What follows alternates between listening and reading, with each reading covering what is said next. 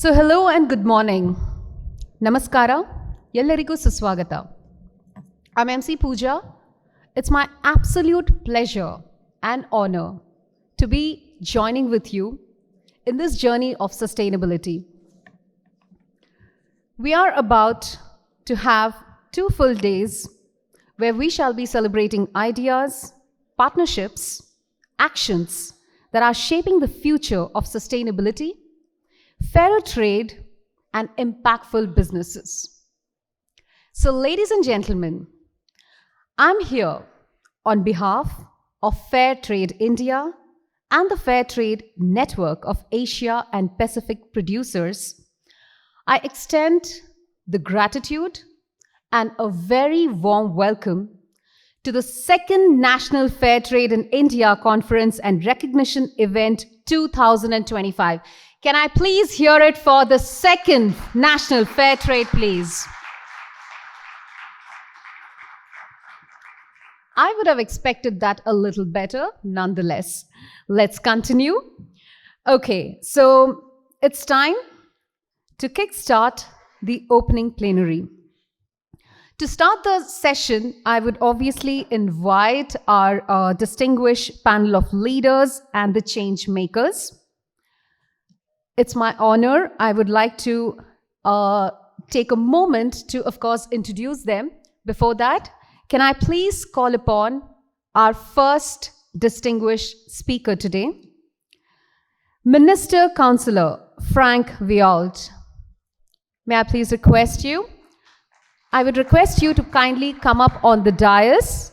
While our gentleman is walking up on the dais, I would draw your attention. Minister Counsellor, Head of Cooperation, European Union Delegation to India and Bhutan. He took up the post of Head of Cooperation at the EU Delegation to India and Bhutan in September 2022. His expertise spans development, water management, forestry, and international partnerships. A French national, he brings global experience to his current role in India. Welcome, Minister Counsellor. Ladies and gentlemen, that's Minister Counsellor for you. Up next, I would invite Ms. Lisa Prassack. My sincere apologies if I'm mispronouncing the names. I'm going to take that separately from you. It's fine? Oh my God, she gave me a green signal. Okay.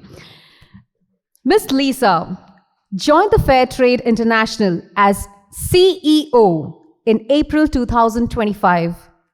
With over 20 years of leadership in global agri-food and fiber companies, she has worked with leading organizations worldwide to build sustainable supply chains. So, ladies and gentlemen, please welcome Ms. Lisa.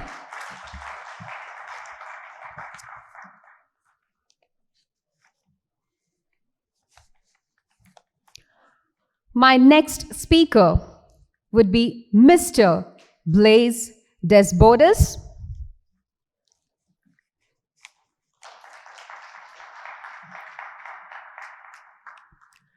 Mr. Blaise champions fair prices, producer premiums, and sustainable farming practices. A regular media voice, he actively raises awareness on the challenges of fair trade. Mr. Blaise, heartiest welcome to you. Ladies and gentlemen, that's Mr. Blaise for you.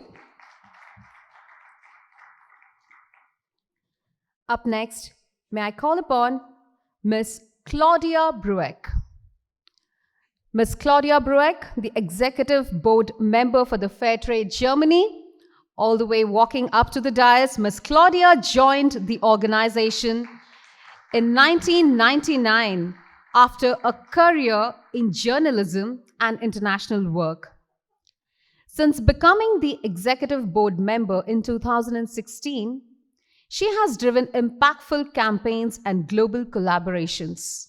Today, she leads strategic communication, policy positioning, and partnerships with civil society. Welcome to you, Ms. Claudia.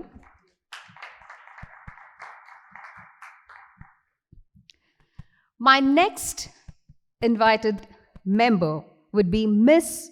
Bindu S, the CEO for the Fairtrade NAPP. With over 20 years of experience in agriculture and rural development, Bindu has dedicated her career to empowering farmer groups across Asia. With expertise in ethical certification, organic farming, and capacity building, she champions sustainable practices and improved livelihoods. Heartiest welcome to you, Bindu. Ladies and gentlemen, that's Miss Bindu S. And without further ado, I would like to invite Mr. Abhishek Jani, the CEO, Fairtrade India. Mr. Abhishek brings over 20 years of experience across startups, social enterprises, and multinationals in India and abroad.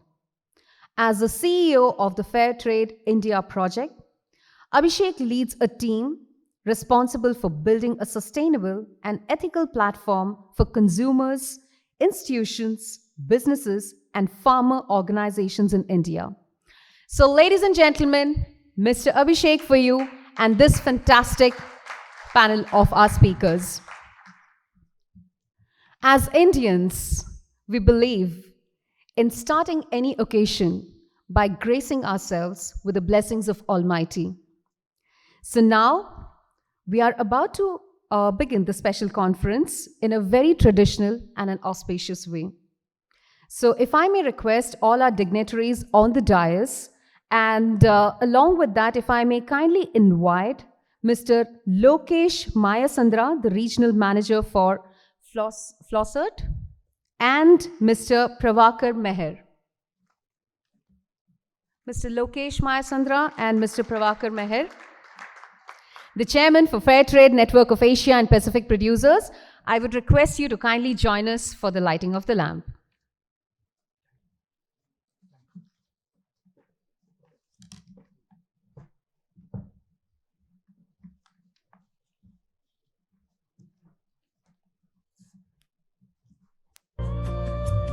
Shubham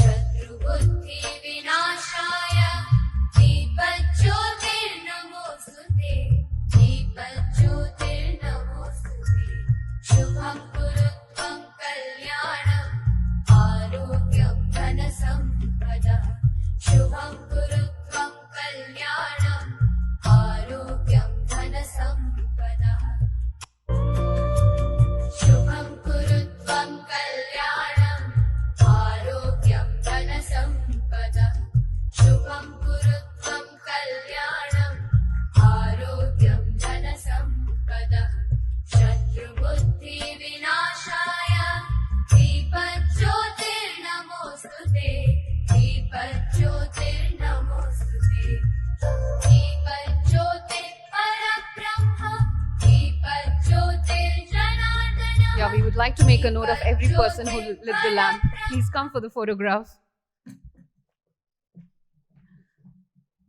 The music can continue, I guess.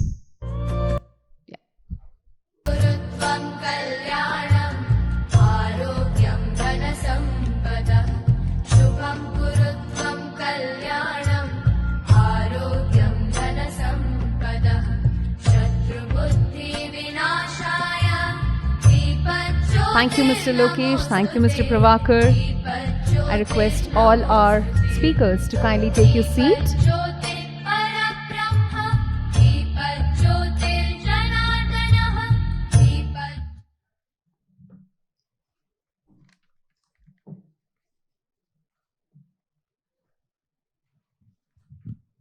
We just ensure that we absorb even our foreign guests into our Indian culture.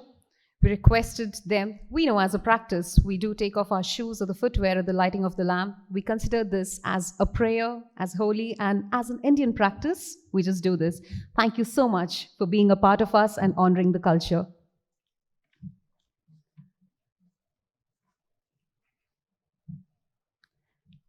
All right. So if we are all set, we are about to begin the day full of exploring ideas, learning from each other, and celebrating the spirit of fair trade. For the very first session of the day, our plenary session is titled Future is Fair: Sustainability, Markets and Impact.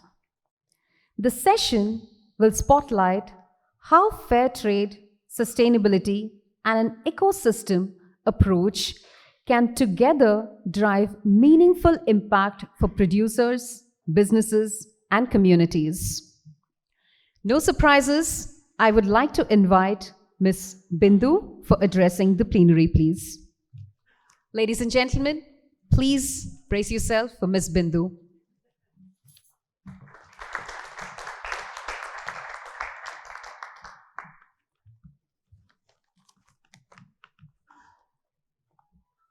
Good morning, namaskar, distinguished guests, respected partners, producer representatives, and dear friends of fair trade.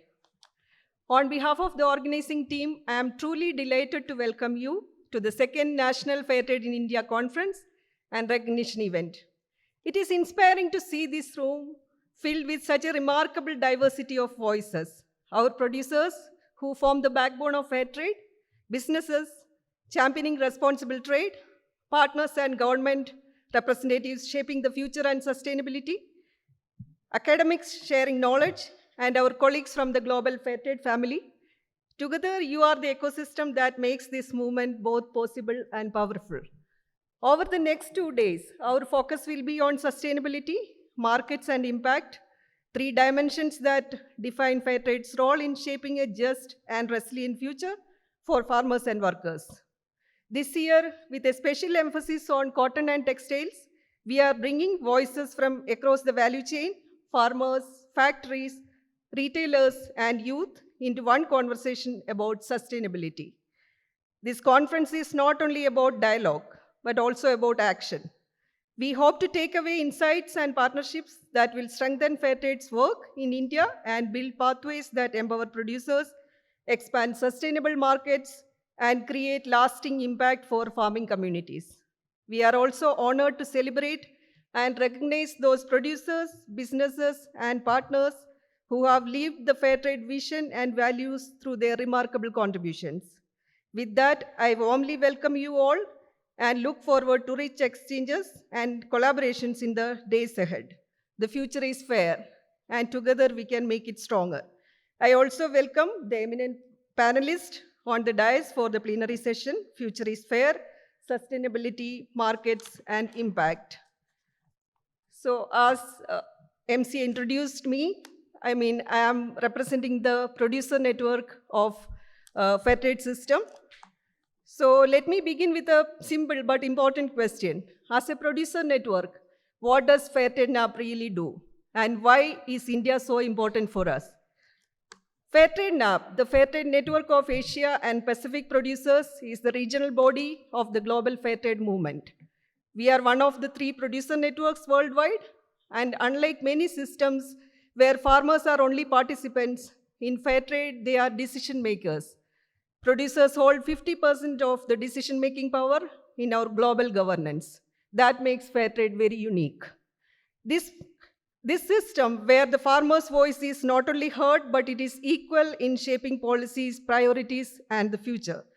Our mission is simple, yet powerful, to support, strengthen, and expand the Fairtrade movement by walking alongside producers at every stage of their journey. How do we do this?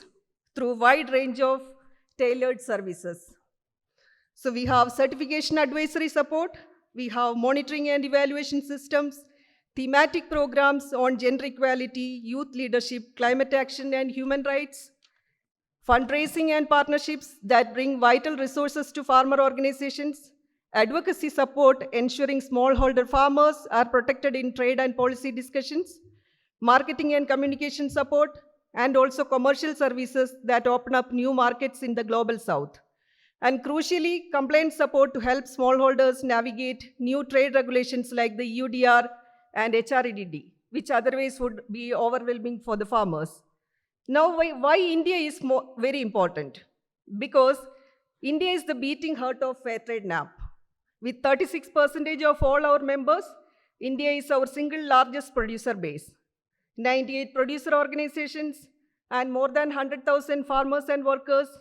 Here we cultivate everything from tea, coffee, and cotton to rice, sugar, spices, fruits, nuts, and even Fairtrade sports balls.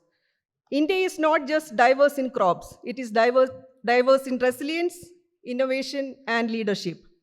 India is where we see Fairtrade at its fullest expression, farmers taking control, women stepping into leadership, youth shaping the future, and communities smiling with new hope.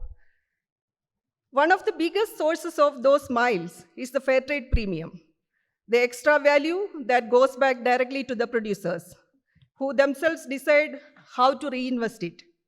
Between 2021 and 2023, India alone generated 13.5 million euro in Fairtrade premium. Tea, coffee, and cotton contributed nearly 3/4 of this, while rice, sugar, spices, fruits, nuts, and even sports ball made important contributions to this Fairtrade premium. But the real story is how the money was used. Producers invested over 8 million euro in ways that changed the lives. Food security and productivity. 3.7 million euro ensuring no child sleeps hungry and farming families can withstand shocks. Healthcare and clean water. Around 1.3 million euro where access to doctors, medicines, and sanitation has saved lives and reduced suffering. Women's empowerment, 1 million plus euro, women leading new businesses, joining leadership and gaining equal opportunities. And in education sector, scholarships, schools, and better classrooms giving children the gift of knowledge and hope. Decent work, economic growth, housing, and environmental sustainability also received strong investment through this Fairtrade premium. Nearly 35% went into social investments, healthcare, education, and housing, while 27% strengthened production systems. The premium is not just money. It's choice, it's freedom, and it's the dignity of farmers deciding for themselves. And it is the reason you see more smile across the Fairtrade producers in India today. Beyond the premium, Fairtrade's own interventions have been designed to put people at the center. Let me share 3 areas where this has been most visible. Empowering youth and women leaders. Through our Youth Knowledge Hub program and national strategy meets, young farmers are not only learning skills, but designing their own projects in honey, dairy, and organic farming, and many more. They are no longer waiting for opportunities, they are creating them. For women, our gender strategy consultations have led to gender committees, inclusive policies, and hundreds of women trained as leaders across India. When women rise, entire communities rise with them. Climate change mitigation and adaptation. Through Fairtrade intervention, we are supporting the producer organizations on climate change mitigation and adaptation. Some examples I can give. In the southern part of India, in Kerala, now the Fairtrade pepper farmers now grow climate resilient varieties.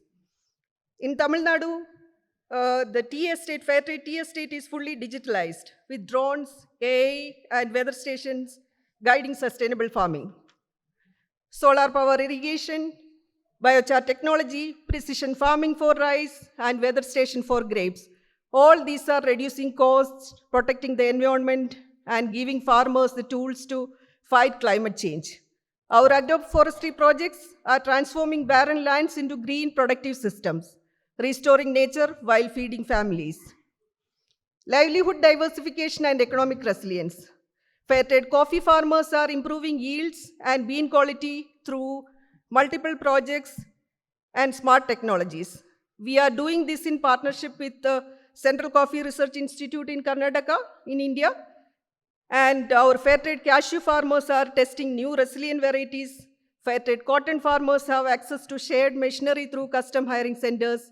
Women in rice growing regions are running stitching centers, earning their own income, standing tall and smiling with pride. Every project we run through Fairtrade, every intervention we bring, is not about imposing solutions. It is about co-creating with the producers so they can lead their own transformation. We also know that farmers face increasing global trade pressures. New regulations like EU deforestation law can be daunting, especially for smallholders. That is why Fairtrade is actively supporting the producers to adapt to it. With support from GIC, ICIL, and the European Commission, we are helping producer organizations build systems for risk assessment, monitoring, remediation, and rights holder dialogues. In southern part of India, for instance, the coffee cooperatives, they are mapping more than 30,000 farm plots with geolocation data, a first-time experience for many. Imagine smallholder farmers learning digital tools, uploading farm boundaries, and suddenly realizing that they are part of a transparent, future-ready global value chain. That moment, when fear turns to confidence, is where Fairtrade makes the biggest difference. So friends, when we talk about Fairtrade in India, we are not only talking about numbers, projects, or complaints. We are talking about people, about the farmers and the workers who can now send his daughter to school, about the woman who runs her own businesses, about the youth who dreams of being an agri-entrepreneur instead of migrating away, about communities that are greener, healthier, and more united. This is how Fairtrade brings smiles on the faces of the producers and workers, not by charity, not by sympathy, but by justice, empowerment, and partnership. So this conference is a unique opportunity to gather collective insights from diverse stakeholders and pick up key ideas that can strengthen the Fairtrade ecosystem in India. Our aspiration is to emerge from this dialogue with a shared ambition and concrete pathways that will empower producers, deepen market linkages, and create lasting impact for farming communities. Together, let us keep strengthening this movement so that smiles of farmers and workers in India continue to inspire the world. Thank you so much. Double thank you, number one, for giving us the opening note and, of course, highlighting what a tremendous work that is being done from your end. With that, if I may invite Ms. Lisa, the CEO for the Fairtrade International. Lisa, may I please request your presence here?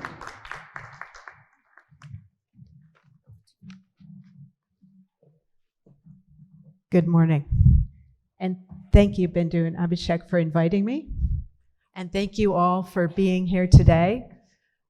So that you know, at Fairtrade International, which is, if you will, the back office that supports the producer networks that would be inclusive of our NAPP region, as well as our markets, to be able to create market access for our farmers.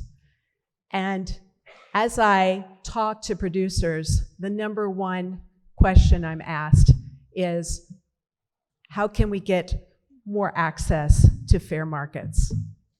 And as we work through our strategic objectives for the coming years, the key issue that we ask ourselves is, how can we make 100% of what all the farmers we work with be sold on fair terms?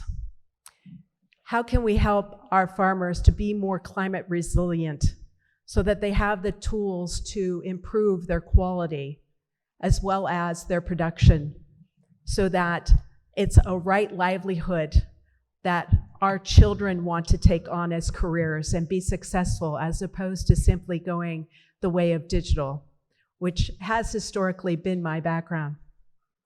I came back to agriculture because we're in a unique position to leverage data and information to make decisions on our farms and inform our supply chains to ensure that we are the providers of choice, be it food or fiber, or in some instances with sugarcane fuel.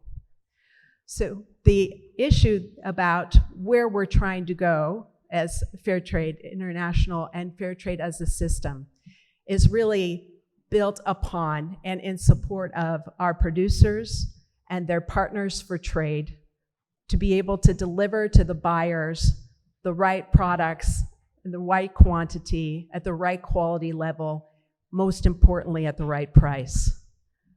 And that is what we search to do. And I'm excited to be here because I want to hear from you what you need from Fairtrade as you move forward in our system, and what is it that we can do to better serve what your objectives are as operations.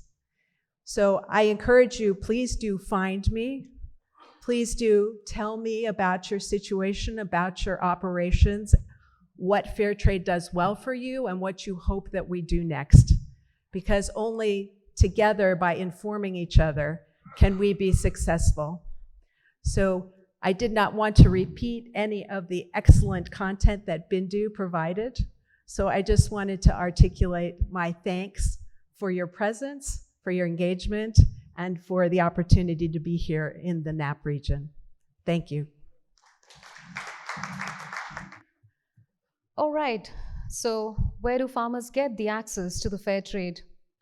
Thank you so much, Lisa, for bringing in one of the key pointers and the wonderful speech. Up next, may I please have the honor of Minister Counsellor Franck joining me at the dais here, please. Ladies and gentlemen, brace yourself for Minister Counsellor Franck Viault. Okay, very good morning. Very happy to be with you today. Thank you to invite me. We are funding this project with Fairtrade India on sustainable cotton and textiles. Many of you are participating to the success of this project. This is only one of the many projects we are funding in India, either from the European Union or from our European Union member states and European Union financial institutions. So I think I will take a bit of time this morning to explain to you and start by explaining. I think a lot of you are very curious because many of you are exporting to the European Union. But to explain to you what is the exact status of the relations between the European Union and this big country, which is India. So, we are at very interesting times globally. Where the EU has decided already last year, I mean, it was a joint decision between the Prime Minister of India, Mr. Modi, and the President of the European Commission and the President of the European Council to strengthen the ties with India. So you may have seen that in February in New Delhi, we had the unprecedented visit of the entire European Commission College.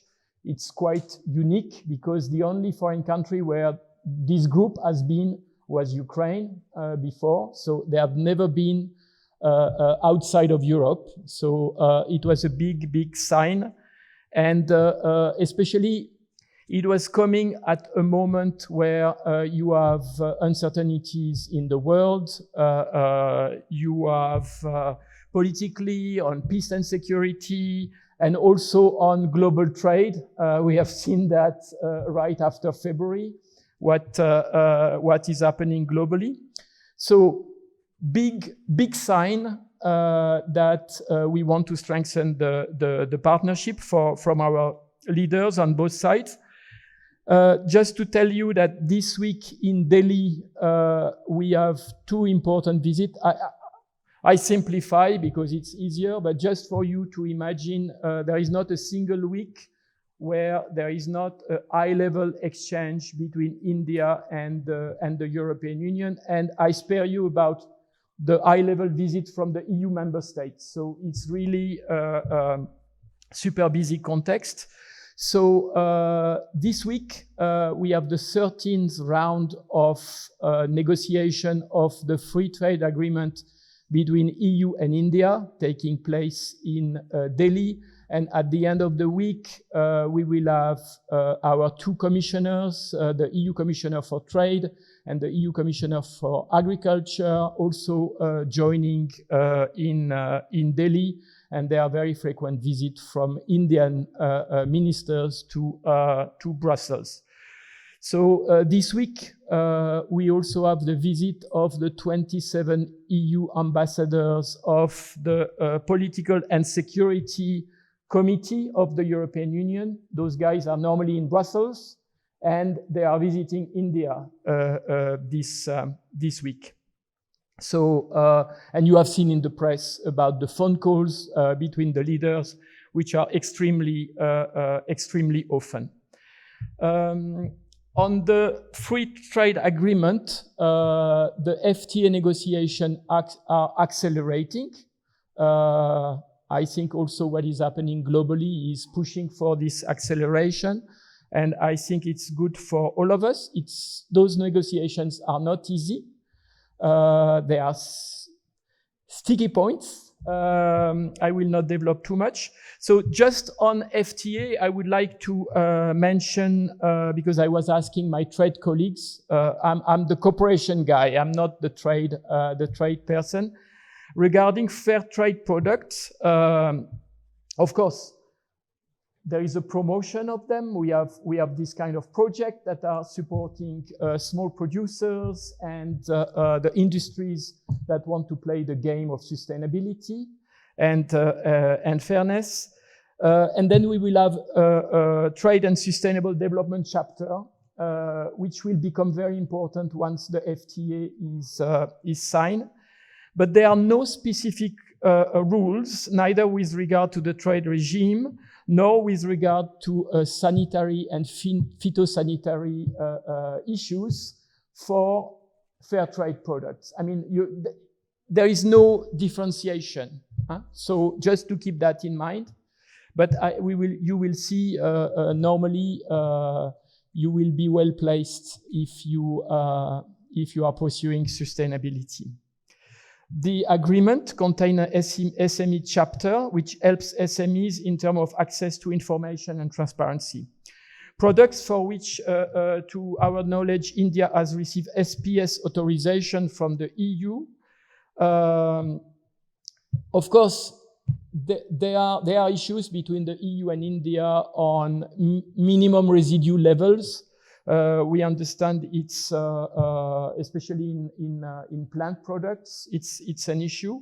So this is fully known, but this has to do with public health. So we are protecting the consumers in the EU. So we have to still be very strict on the sanitary and phytosanitary quality of the products. So now in terms of high-level meetings, FTA negotiations are going on and accelerating, but there will also be a EU-India summit scheduled for the beginning of next year. But I would like to summarize here, because it's the right moment to summarize what are the main priorities of this EU-India strengthened partnership. The very first, the top priority is about joint prosperity and sustainability, which is also the topic of this conference. Within this first priority, you have trade and investment, FTA, I mentioned, the investment protection agreement. You have an agreement on geographic indications. This can be very interesting for fair trade producers. And you also have what we call the global gateway priorities in India. I spare you the details, but we are working on many fronts, particularly regarding sustainability. With the government of India, we have policy dialogues on clean energy, water, sustainable urbanization, digitalization, sustainable agriculture and biodiversity, resource efficiency, circular economy. And we have two very important enablers. I will come back to them later when I describe a few projects. The first one is women economic empowerment. This is our top priority enablers. For Team Europe working in India, so it's not only the EU, the European Commission, but it's the EU together with the European financial institutions and our 27 member states in India. So first enabler, women economic empowerment. Second enabler is sustainable and green finance. This I will also say a few words because that's a new area of work where we are embarking with the Team Europe at the central level, but also with commercial banks and so on. So with Ministry of Finance, I will come back to that one because it's important for the industries and for the producers associations. So within this first top priority, outside of trade and investment, you have strengthening the supply chains. So this I will, you see what is happening with China, what is happening globally. So, we see India as an important player in the global supply chain. So these to keep in mind. We are also advancing on the agenda of decarbonization and green transition with India. I mentioned a few, most of the policy dialogues we have with government of India are on these sustainability topics. So what you are doing in specific sectors on sustainability is also linked to that. And then the other priorities, we have three other priorities that are coming after prosperity and sustainability, which are technology and innovation. We have the Trade and Technology Council, EU-India Trade and Technology Council, with three priorities. I will spare you the details, but this is we have only two TTCs, Trade and Technology Council, between the EU and a third country. We have one with the US. I cannot tell you how it's going. And one with India, which is moving forward. And then the other aspect is security and defense, and also maybe interesting for our fair trade colleagues coming from Europe, is working with India at the global level, including on development. So that's another interesting area.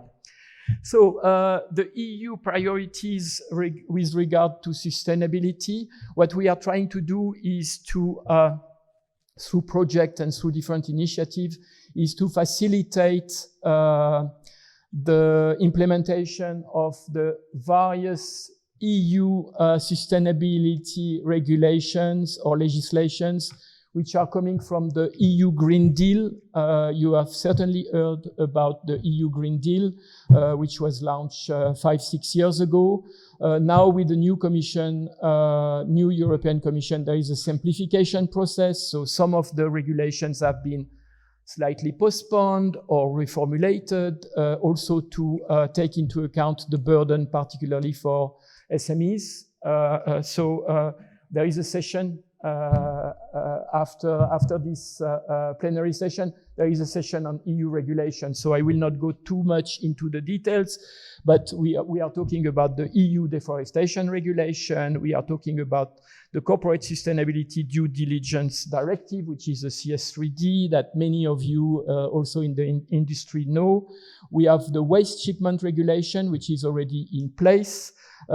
We have the carbon border adjustment mechanism, which is almost every week in the news in India, but it's more for the highly polluting industries. So I will, of course, there are different approach for big companies and SMEs, but it's very important to know all all these regulations, and I think some of you are very familiar with the principles of traceability and so on, and then you are well prepared in a way for the implementation of this regulation. So again, SPS issue is also something that is not really negotiable, so better cope with them. I fully understand, reading the papers before coming from Delhi, that there is an issue with organic product certification, and I was talking to a gentleman this morning.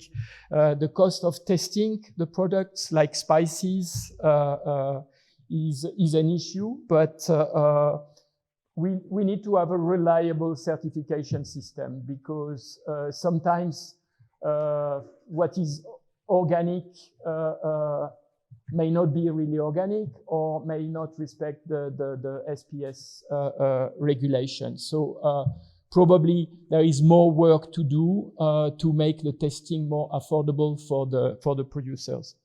Then what about the projects that we are funding in India? Of course, for many years we have been using Switch Asia, which is focusing on sustainable consumption and production. The project that is supporting this event is, I think, the second project that we have. So we have several ongoing Switch Asia EU-funded projects in India, ongoing in the textile sector, in the leather sector, also in Calcutta and Chennai. And earlier this year at Bharat Tex, some of you were there, we met there, we launched several new EU projects, 2 new projects in the textile sector from Switch Asia, and then 6 or 7 CSO, civil society organization, budget line projects. So regularly we are launching the call, and the call last year was on focusing on textiles, handicrafts, and so on. So what we are trying to do is not only to use the Switch Asia money, which is becoming, it's very competitive because it's on the entire Asia Pacific. So you need to put a very good project on the table to get our grant funding. But we are also using other tools such as CSO, and I will also say a word on human rights. The good thing is that this year, some of you were there, we launched our civil society project, because they are all civil society projects.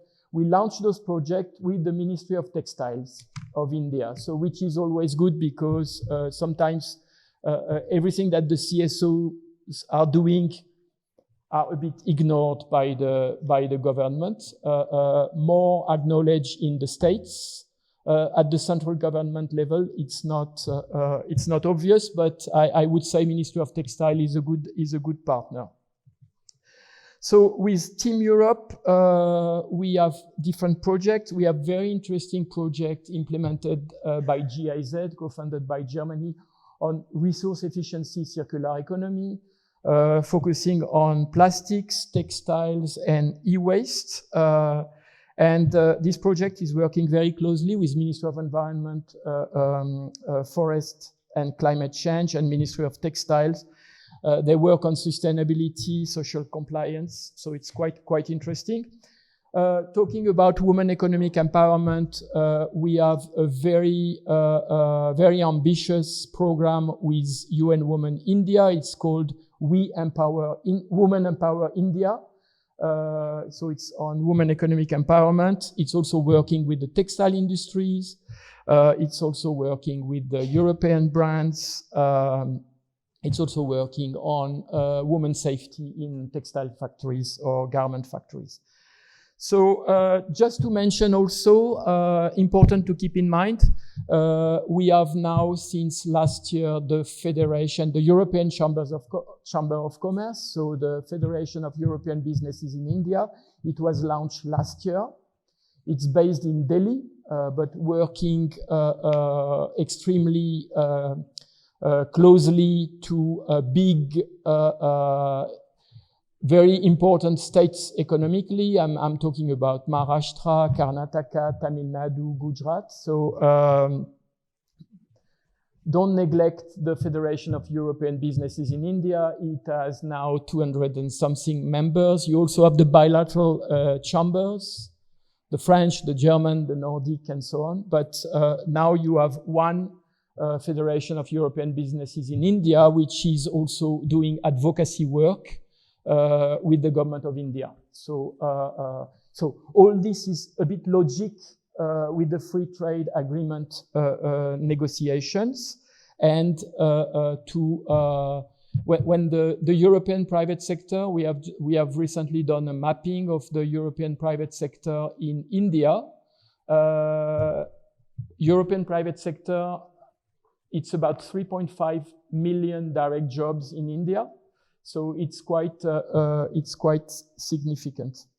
So with the Center for Responsible Business, CRB, many of you know, we have also a small project on sustainable business, which is also very active in some states, including here in Bangalore. The human rights, we also have the human rights budget line, human rights and democracy, and we are working on gender equality, but also on the last call was on child and forced labor. Is not really, we don't have projects right here, but we have projects in Andhra Pradesh, in Jharkhand, in some areas on shrimp industry and mica industry. So that's quite interesting to link the two. So I wanted also to mention our new initiatives on sustainable and green finance. So we have 3 different ongoing projects which have started. One with Ministry of Finance at the very center of development of sustainable finance principles by the government of India. And there we are working with UNDP, it's a national framework. Then we are working with the French, with AFD and with SIDBI and with the commercial banks on another initiative which is called Greening Indian Finance System, the GIFS. And last but not least, we are working with IFC, International Finance Corporation, on green finance across India. So, and all this, what we are trying to do is to connect what we are doing. Last but not least, we have new initiative. You know that we have tools. Sorry, it's a lot of information. We have what we call the European Fund for Sustainable Development Plus, EFSD Plus, which is funding through mostly European, but also international financial institution, which is funding green investment for the private sector. So we have some projects that are mushrooming now. We have one investment fund, which is called Quali Fund, with the Spanish, with Cofides, and an organization which is called Gawa Capital. So I will make sure that you have the contacts, because they are providing technical assistance, but they are also investing in private companies. So either in the form of equity or debt, but for green development, for sustainability or social compliance. This is the only priority. And the EU is putting the financial guarantee. And at the end of the day, the money is far more affordable for the private companies. So that's the new way of working. Just to tell you that it's a tool that the European Union is using globally. But why India is interesting? Because those financial institutions that are investing in a company in India, it's sometimes to rebalance the risk with the same investment they are doing in Africa, for instance, in the same sector. So India is relatively attractive for these tools, and that's something we are going to develop. So that's a bit the panoply of the project that we have currently in India that can be interesting for you. But my plea is what we need to do is to connect all these initiatives. So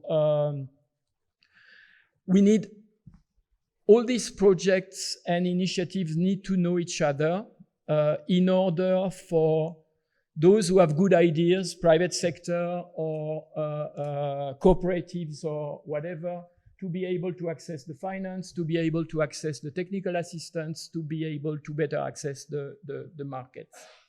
So maybe I will stop there. So again, I think fair trade practices that you have been, many of you, promoting over the years,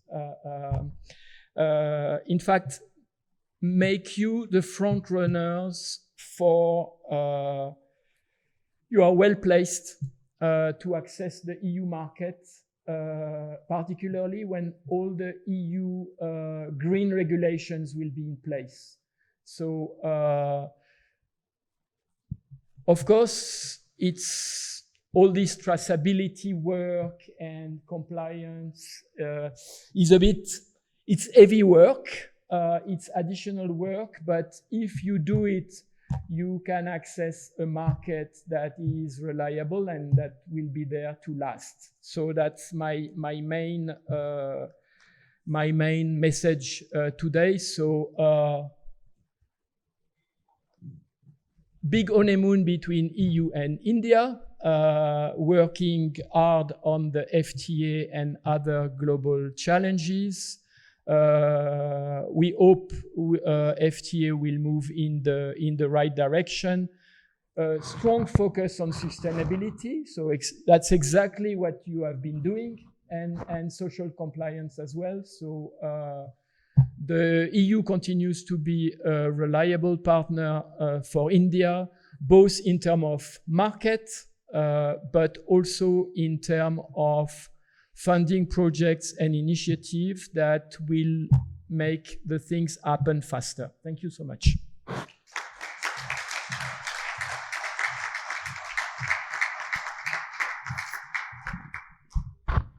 Thank you so much, Minister Counsellor. You clearly have so much of insights to share, and totally looking forward to hearing more from you. Until we hear you again, Ms. Claudia, may I please request your presence here?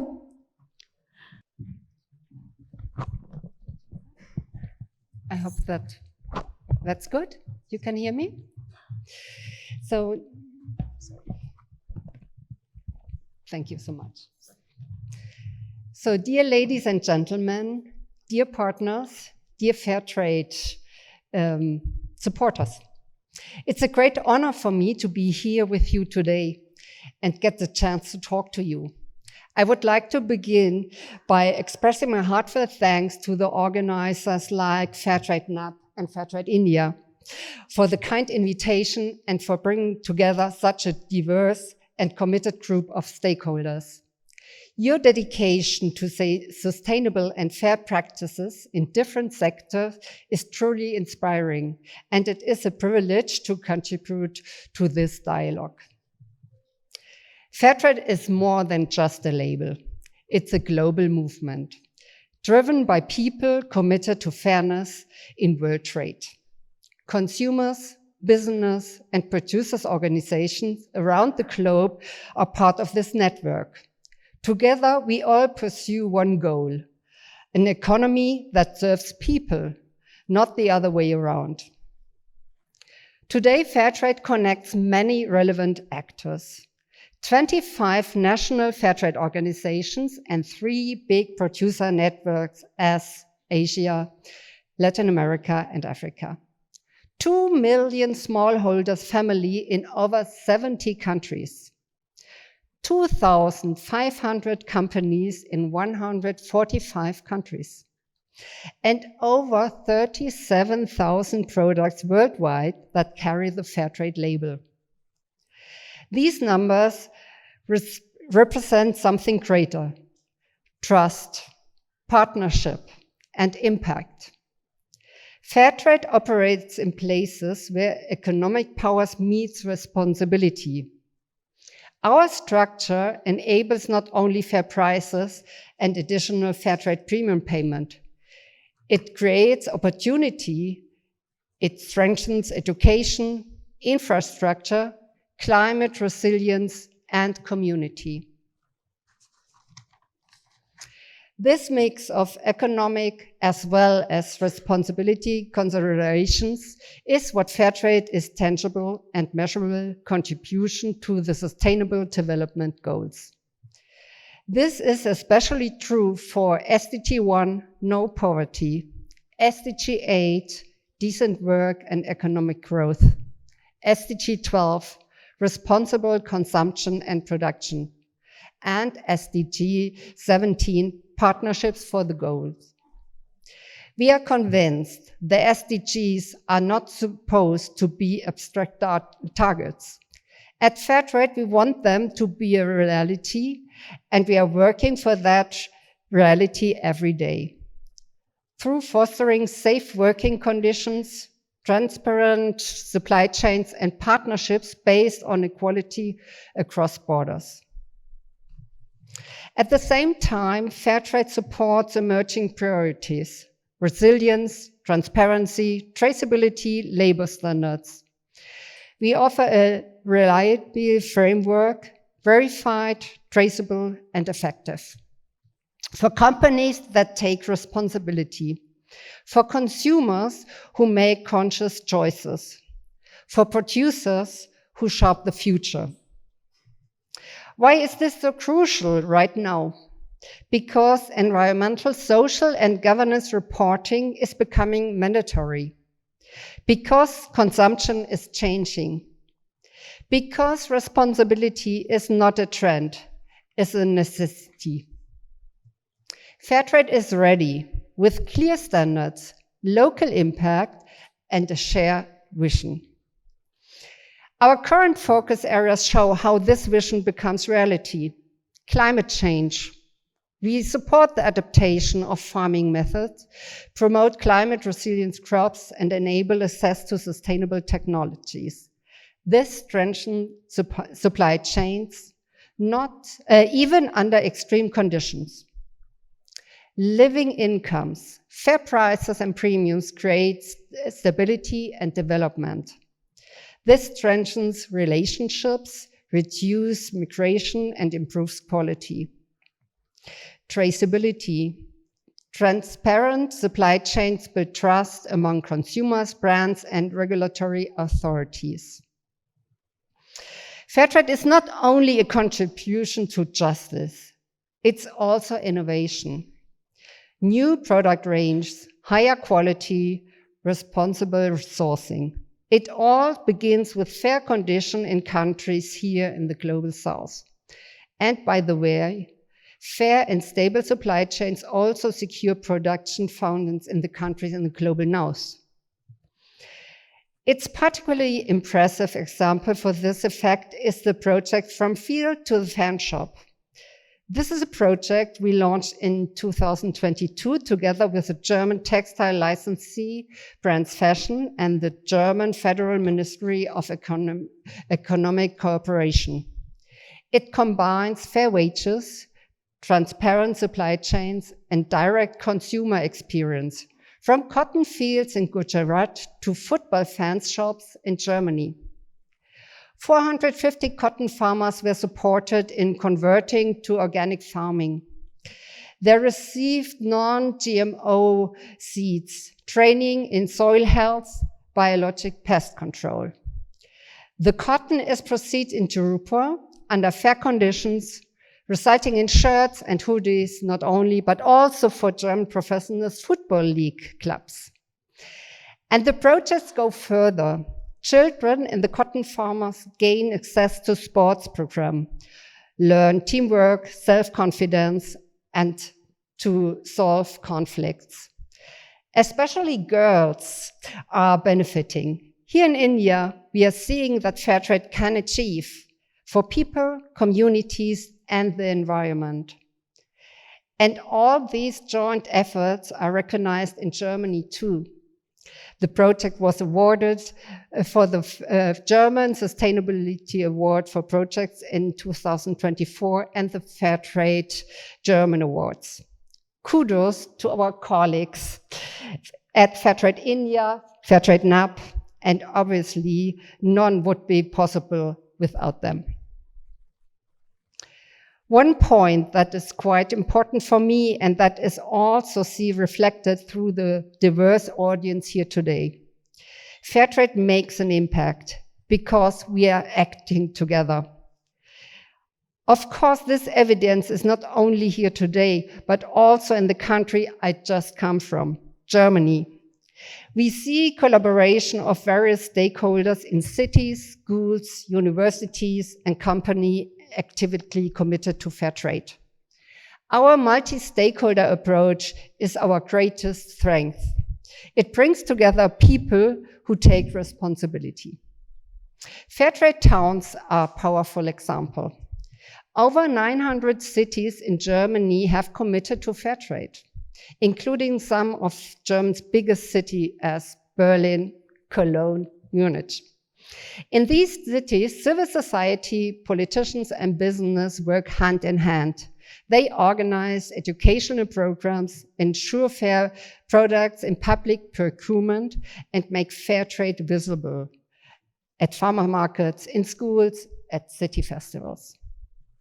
We are also running Fair Trade Schools campaign.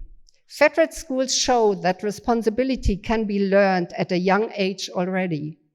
Over 1,000 schools in Germany are part of this movement. They integrate fair trade into lessons, organize events for World Children's Day or for Fair Breakfast, and make global justice a topic for young people. Fairtrade universities like Bochum University of Applied Science or the University of Cologne are important drivers too. They link research, teaching, and practice and show how sustainability can be lived in academia. They support students' initiatives, host Beast Up, and develop new ideas for a fairer economy together with Fairtrade. And of course, not to be forgotten, companies are also part of this movement. They demonstrate that economic success and social responsibility is not a contradiction. It's mutually reinforcing. Behind all these structures are people sharing their own stories and making the impact for Fairtrade very understandable. And sorry for my pronunciation. One of them is Lakshmi Muthu, a textile worker in the southern Indian industrial city of Tirupur, who works in quality control at the green factory of Saks Apparel. She told us that she is happy that she has not longer worry about the childcare, as the company kindergarten was initiated by Premium. Or Vinda Nuvansi, a coconut farmer from Sri Lanka, who not only supports her family through fair trade, but has also built her own fashion business. These are only two stories. They show fair trade changed lives, and they show what's possible when we act together across continents, industry, and generations. What can we learn from this, even here in India? That local networks can have a big impact. That education and empowerment are key drivers for change. And that partnership on equal terms is the key to sustainable access. Fairtrade is ready to continue this journey together with you. Let us learn from each other, inspire one another, and shape the future where fair trade is the norm, not the exception.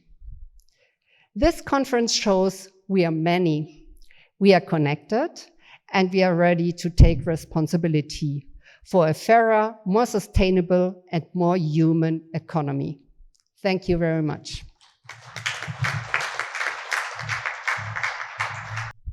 Thank you, Claudia, for giving us, all of us, in fact, a gentle nudge towards our individual social responsibility. So up next, Mr. Blaise Desbordes, can I please request you?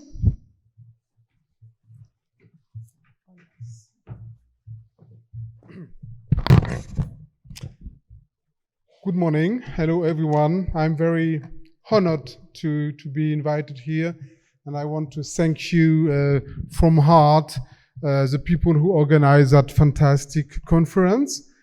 I'm very happy and honored too to be part of this strategic dialogue. We have been here 2 years ago to start it or to continue it. We have been in Paris last year in a fantastic sustainable textile conference in the heart of Paris with the biggest brands we could imagine in the French fashion. And we are today here in Bangalore for continuing this strategic dialogue in a time, as Mr. Viault said, of very difficult trade battles, trade fights. This strengthens the relevance of our value proposition, definitely. I want to thank the EU and you, Mr. Viault, and all the EU staffs who made Switch Asia possible. This particular link between France and India and the EU and within the EU, France, is an asset. Is an asset because, as you said, Mr. Viault, there is a particular relationship between the two areas. And my 5 items I want to share with you today are maybe going to contribute to argument about that particular relationship. Indeed, as Claudia just said, fair trade relevance is huge regarding economic empowerment. Economic empowerment of communities, of workers, of farmers is at the heart of the project, as Lisa also said, as Bindu said. The whole fair trade system, 1,000 people in the world, 130 countries, is shaped and designed to make that economic empowerment possible. And you guys in this room are the lively evidence of that. And the 2,500 brands around the world are the evidence of that. As well as the 6,000 audits we made every year, thanks to Lokesh, thanks to Floaters teams, the evidence of the seriousness of the fair trade project. This is a driving change, a driving possibility of change. And to echo Claudia, you quoted 4 or 5 SDGs. I want to quote some others. SDG 5. We do have women empowerment, women leadership schools around the world. We do work for biodiversity and forest. I will come later on that, talking about Indian spices and the Kerala biodiversity unique environment. But fair trade, at least, is contributing to 8 or 9 SDGs. And to echo Mr. Viault's conclusion, yes, we have to connect, but there is a mechanism that connects many and many sustainable items, and this mechanism is fair trade. So my second item would be to share with you some information about the French market and the French possibility and potential market for you to export to the EU and to France. We are the 3rd fair trade market after Germany and UK. Historically, we are founder of fair trade, and it represents something like 1.5 billion sales a year, global turnover. This 1.5 is 10% of the global sales of fair trade around the world, which is around 15 billions. And as Claudia said, more than 30,000 products. Second, 1 out of 2 French consumers do buy fair trade. 50% of the French population. This is a very high rate. This is thanks to the commitment of retailers. I will come on that later. We do have very nice market share on the French market. For example, 13% of French bananas are fair trade labelized. It's huge. It represents more than 100,000 tons. I know that India is the main banana producer in the world, but unfortunately you don't export to our market, but maybe later, let's see, cross fingers. We have had, during the 30 years, an unexpected growth, double digit. Every year, French Fairtrade markers is growing by double digit until the COVID crisis. From 2019, 2020, we went to a single digit growth, but still a growth. We never had decrease. So this shows you the trend on the French market. And regarding the partners we have, the partners you have or you could have, 3 families. First is, as Mr. Viault said, SMEs, middle-sized companies, they are key. They are at the heart of fair trade, and probably you are already trading with them, and congrats for that. These roasters, we are working with 50 roasters in France. All coffee brands are working with us. We are working with 50 chocolate makers. Those middle-sized companies are usually very committed and selling a lot of fair trade. Second group, the retailers.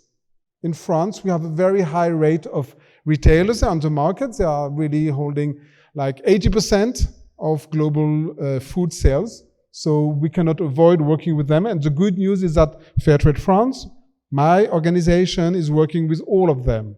All of them.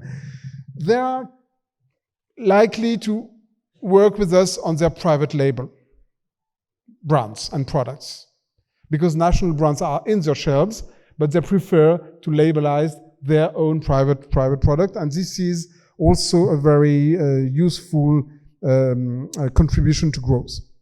Third group, not the least, and Claudia explained that very well, public procurements, public authorities.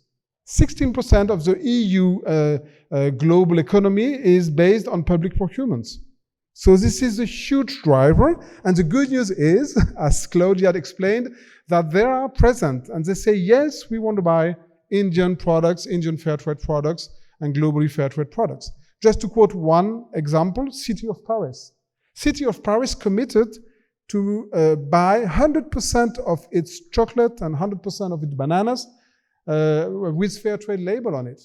So it means dozens of thousands of scholars that are fed with your products.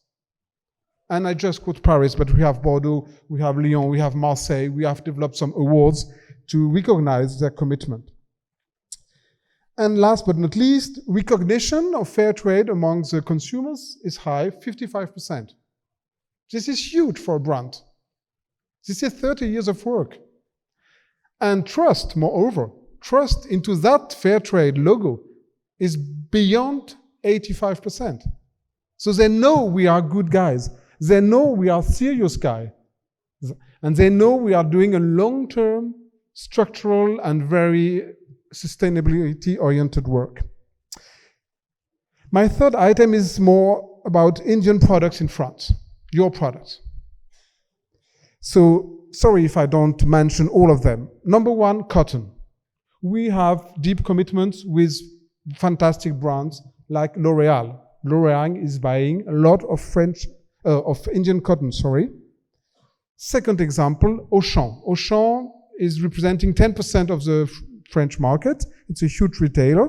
They are buying your cotton to elaborate some pyjamas, some clothes of garments. And last but not least, to quote another one, CSI, which is present in the room, thank you to be there.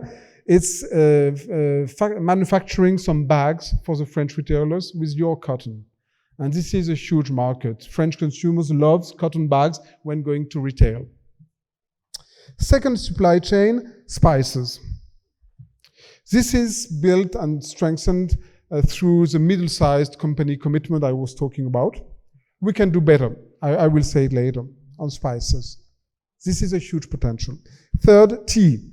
We also have some very nice tea brands recognizing the quality of Indian tea. But this is not enough. We can do better. Coffee. Coffee is not recognized enough as well in France due to our Latin America reputation. But still, we buy a lot of coffee, fair trade coffee, but it's put into blends. So the visibility of India is not that fantastic. My team and myself will try to work on it and to improve that. Coconut, indeed. India is a huge Fairtrade product, Fairtrade labelized coconut producer. This is a tremendous growth for years and years because French consumers like coconut oil and coconut milk. It's a double-digit growth as well. So we can elaborate on that and probably flag Indian reputation also based on that, on coffee, on spices too. My fourth item is about expectation. What is French market, French consumers, French brands expecting from you, from us, to make more fair trade volumes? So first, sorry to be a little bit pessimistic, the economic context is bad in France right now. We have inflation, we have budget issues that provokes the fall of the government yesterday night, maybe you heard about it, and the low-cost offer is growing because people are scared, people are saving money, they want to save. So it seems not to be in favor of fair trade. But the good news is this concerns maybe 50% of the French consumers, but not all of them. There is a second group, and at the same time, you have two contradictory trends occurring. One is that one, low costing, and the other one is premiumization.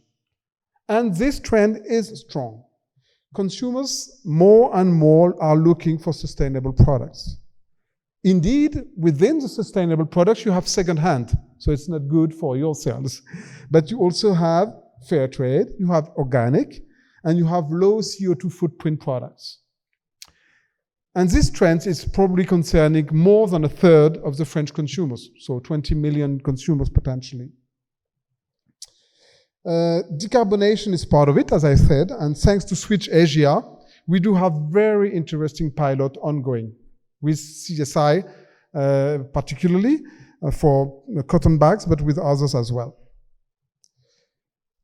Okay, regarding the context, I should confess, ecology still beats social, but not forever.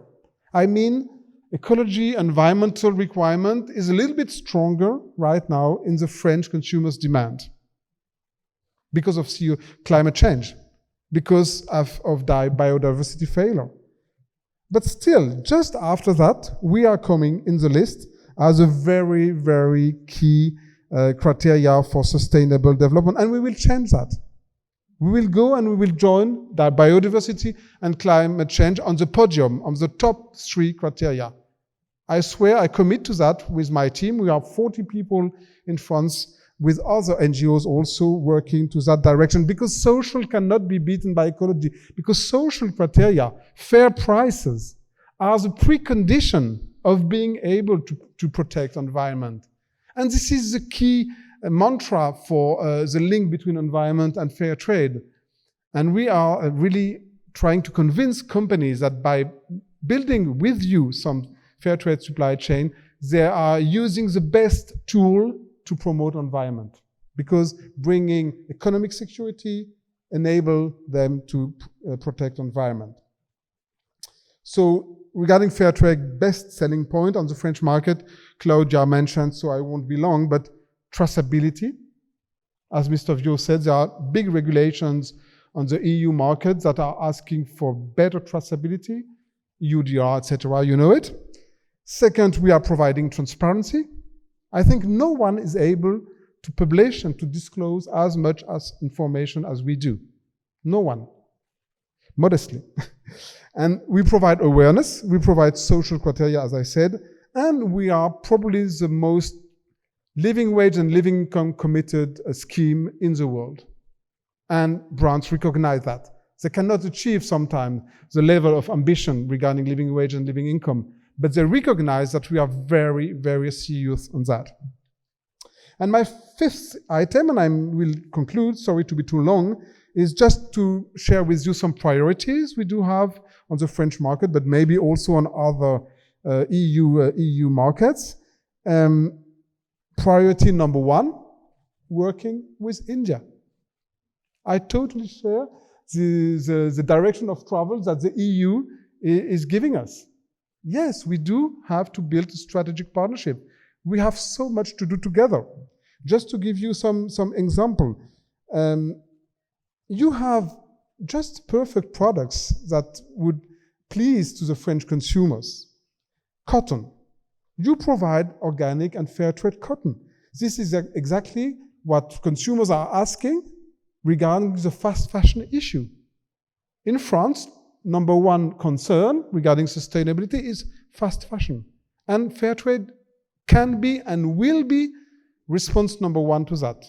If we structure, for instance, our new textile standards, and we're going to do it. It's going to be launched at the start of the next year, and with that, we will position ourselves as the best scheme against fast fashion. And doing that, we will join a huge dozens of millions of consumers who are desperately waiting to have an alternative offer to fast fashion. Yes, Shein, yes, Temu are growing on the French market. But as I told you, there's another trend possible. Spices. Indian spices are just one of the perfect products and could become a kind of sustainability flag to illustrate the good relationship that EU, France want to build with you. Why? Because, sorry to, you know that, but what I just acknowledged last week, traveling in Kerala and meeting the fair trade producers in Kerala, is that you are able to together to provide good, reliable, biodiversity protecting spices all together and maintaining a sustainable territories in some part of India through that. So I visited Fairtrade Kerala Alliance, FTAC. I visited Peer-Made Development Society. I visited MAS, Wayanad Agriculture Society, Wayanad Organic Society. All of those cooperatives are part of the fair trade system. And they have plenty of offer, more than what we can sell yet. So I commit to you to try to develop the spices market in France and maybe with my colleagues in EU. And indeed, just to conclude, coffee should take a bigger place on the French market, definitely. Coconuts as well, rice as well, and tea as well. So altogether, we have a lot to do together.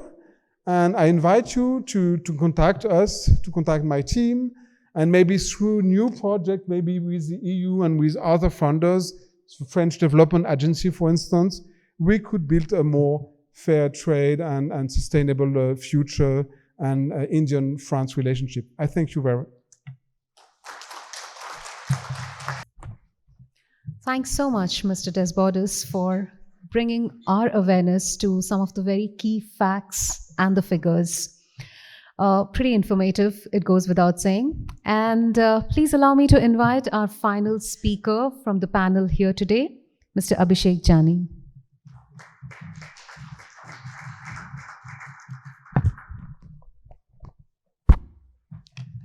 My esteemed panelists, delegates, fair trade champions and supporters. It is my pleasure to invite you all to this second National Fair Trade in India conference.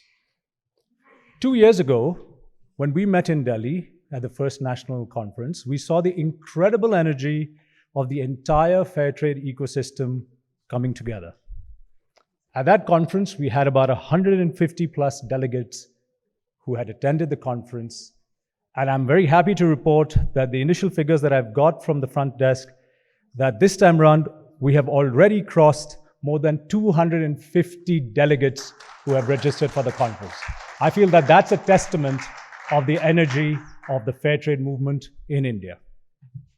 But not only do we have a greater number of delegates coming to the conference, we also have a wider diversity. Bindu referred to the fact that we have a fantastic representation from our producers. We have representations from brands and retailers across different value chains. We have schools and university students. We have principals, teachers from esteemed institutions. We have manufacturers who this time round have come from across India, across large scales as well as in large numbers from MSMEs. We have representatives from the finance sector. We also have a new category of representatives of innovators and sustainability solution providers. So just to tell you that Fairtrade is doing a whole lot of work on the practical part of implementing sustainability as well. But I would say that one of the key highlights is also that we have had such a strong and a positive representation from the Fairtrade International and Global Network. And I'd like to really thank our guests for being here, for traveling so far, and to contribute to this session. So I'm really charged, and I'm looking forward to the discussions that we're going to have over the next day and a half. But it's not just that the conference engagement has seen a huge engagement and growth. Since we last met, I'm also happy to share some more details of our growth in the Fairtrade movement in India. Our work with the young people, and I feel really that is one of the strong suits of the Fairtrade movement here, has been growing over the last few years. Currently, we are working with more than 25,000 young people in more than 30 schools. And for those of you who haven't noticed, we actually have a booth outside from the Vidyashilp Academy, which is India's first Fairtrade school. And there you will see that they have gone to innovate to create their own online digital platform for e-commerce with Fairtrade products. They thought that there wasn't enough products, there wasn't enough visibility of Fairtrade products around, so they've created their own digital platform for addressing the demand of their parents and their cohorts.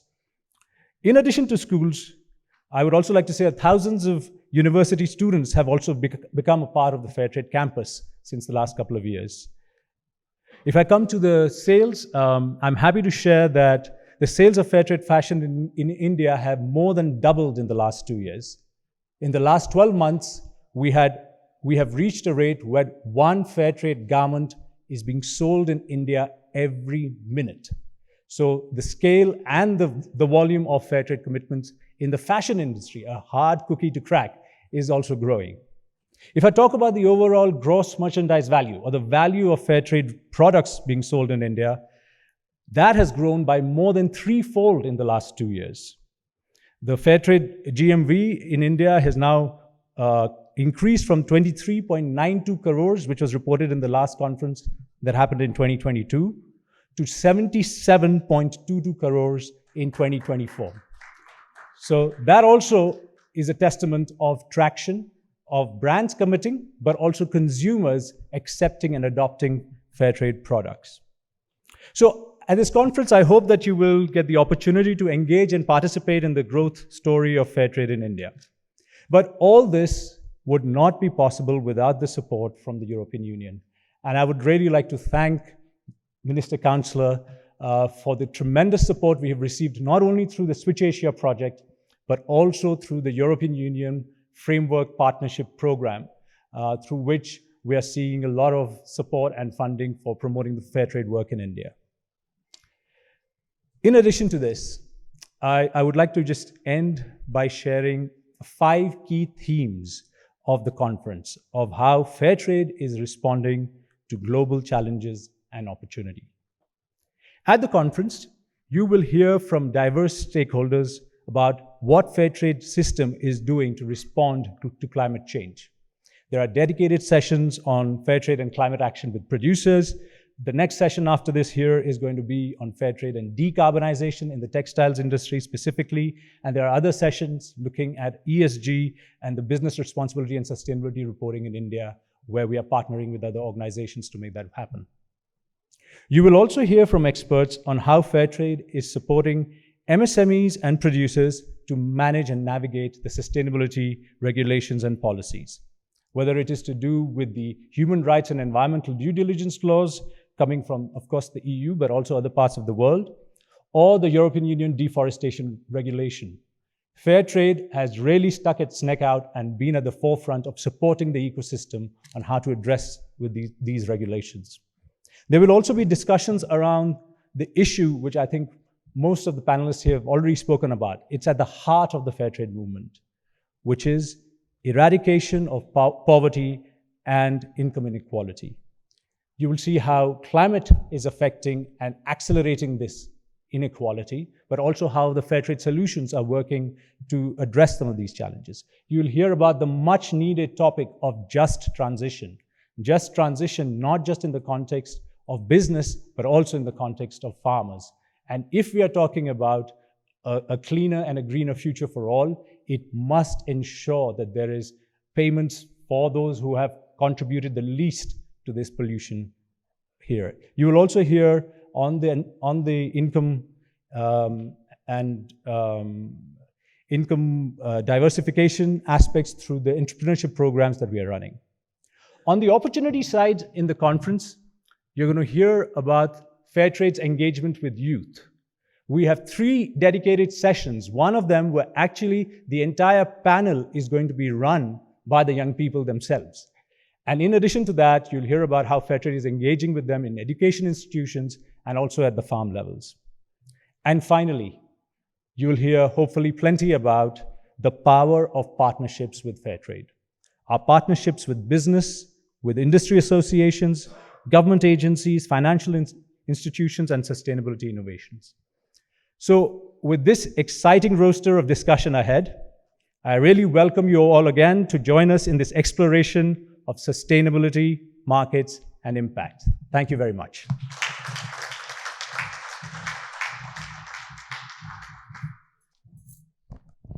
Thank you so much, Abhishek. What a powerful and insightful session. And I think it absolutely sets the tone that we are going to be having for the conversations coming for the next 2 days, isn't it? So ladies and gentlemen, let's hear it once again. A bigger round of applause for this fantastic panel of speakers, please.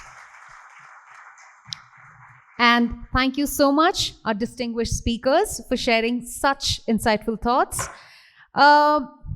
So before we conclude, we would like to present a small token of appreciation. May I kindly request Mr. Pravakar Meher. Mr. Pravakar Meher, the Director, Pratima Agro and Paper Private. You can keep them rolling. Please give them a round of applause. The Director for Pratima Agro and Paper Private Limited and the Chairman, Fairtrade Network of Asia. Sir, I would request you to kindly come forward and please hand over the mementos. I would be calling upon, one by one, our esteemed speakers. Can we start with Ms. Lisa, please? Please take the center stage before our photographer starts giving us instructions. Ms. Lisa, we can have the applause coming. Thank you. Minister Counsellor, please join us on the dais here.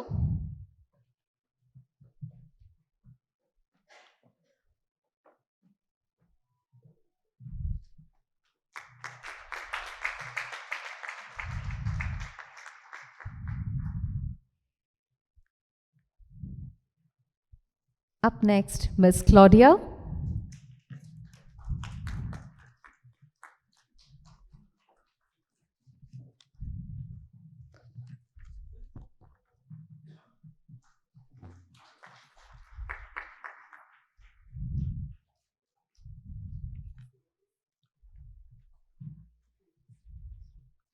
Mr. Blaise Desbordes.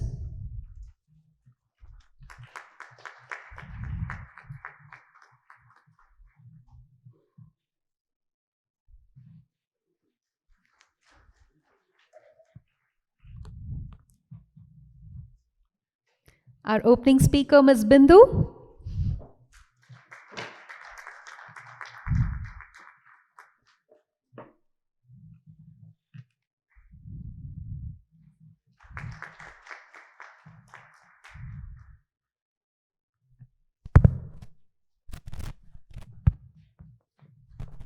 And last but not the least, Mr. Abhishek Jani.